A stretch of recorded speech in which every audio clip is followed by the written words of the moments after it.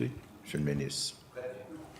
Je vais faire encore des clarifications parce que malheureusement, il y a plusieurs choses qui ont été dites ou des fois des demi-vérités. La première, c'est tout à fait faux, Monsieur le Président.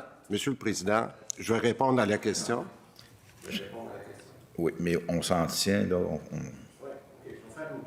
S'il vous plaît. De dire que les conseils d'établissement se font à porte close, c'est faux. C'est faux. Bien, c'est ça. Vérifier, demander aux journalistes de vérifier comment la première réunion qui s'est faite, c'était pour avertir tout le monde de la procédure qui allait être suivie. Les conseils d'établissement qu'on a mis dans PL 15, Monsieur le Président, c'est la première fois qu'il va y avoir des élus, soit municipaux, ce que Michel Clerc avait demandé, c'est pas des portes closes. Les conseils d'établissement vont se faire avec la participation du public. Alors, c'est pour ça que je fais cette correction-là, parce que c'est faux. Deuxièmement, ce que j'aime beaucoup, je vais le répéter sur l'équilibre budgétaire. Je vais le répéter là, parce que le député pourra dire qu'on ne l'a pas dit, mais ce qu'on a dit quand on a pris connaissance de l'estimé du déficit, on a dit ce qu'il faut faire, c'est de viser l'équilibre budgétaire pour être capable de se rapprocher d'ici la fin de l'année. Mais je l'ai dit clairement, il y a des gens qui ne seront pas capables de le faire parce qu'il y a des problèmes en région, qui ont encore de la main-d'œuvre indépendante, etc. Alors, je pense que le jugement, Monsieur le Président, puis je l'ai dit, minimiser l'impact sur les services, la commande est très claire. Il y a des PDG qui nous disent « on va être capable, nous, dans notre cas ». Mais il y en a d'autres qui ne sont pas capables. Puis on va les appuyer, on va les aider. C'est ça, faire de la gestion, et non des coupures paramétriques comme les libéraux ont fait. Je sais que le député de Pontiac n'aime pas ça que je compare avec l'ère libérale, mais ce n'est pas la même chose du tout. On fait ça en termes de gestion. On ne fait pas ça comme ça a été fait dans les années libérales. Je le sais qu'il n'aime pas ça, Monsieur le Président, quand je dis ça, là. Mais c'est ça, la réalité. Bon, maintenant, je veux juste qu'on regarde quelques éléments sur l'urgence. Une autre chose qu'il n'aime pas que je dise, c'est qu'on a des augmentations de volume. Il y a plus de monde qui passe, OK? Puis j'ai toujours dit que les améliorations à l'urgence, ils se font. Les taux baissent malgré le fait qu'on voit plus de monde. Alors, il faut faire attention parce que le député il est intelligent, mais il ne peut pas juste prendre une donnée.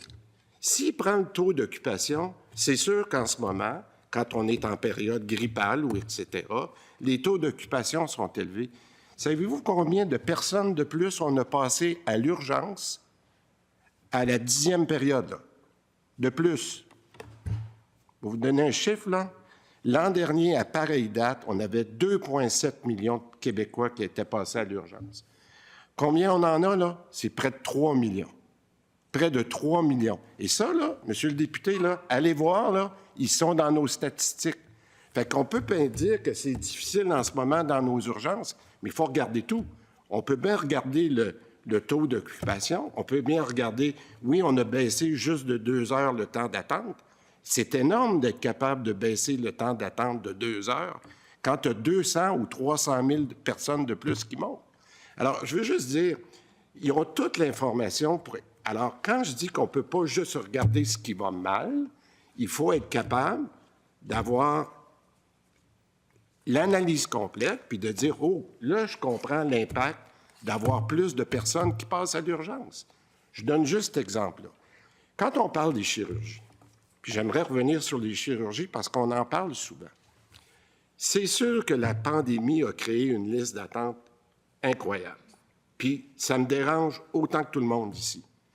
Par contre, la bonne nouvelle qu'il faut regarder, tout à l'heure, mon collègue l'a dit, on a réussi pour la première fois à baisser nos chirurgies en attente de plus qu'1 an. C'est l'engagement qu'on a pris de faire ça le plus rapidement possible. Le mois dernier, on est revenu au niveau pré-pandémique. C'est quand même incroyable, là. Est-ce que c'est parfait? Il reste encore 8 000 personnes sur la liste. On avait 23 000 il y a 1 an. Est-ce que c'est parfait? Non. Mais savez-vous pourquoi on a été capable de faire? C'est la première année qu'on revient à un volume de chirurgie équivalent à ce qu'on avait avant la pandémie. Donc, il ne faut pas juste regarder les listes d'attente. Est-ce qu'on est en train de faire les bonnes choses pour baisser nos listes d'attente? La réponse est oui. On fait plus de chirurgie qu'on en faisait en 2019 avant la... C'est la première année que ça arrive. Il faut regarder les statistiques comme il faut, puis c'est à ça que ça sert un tableau de bord. Maintenant,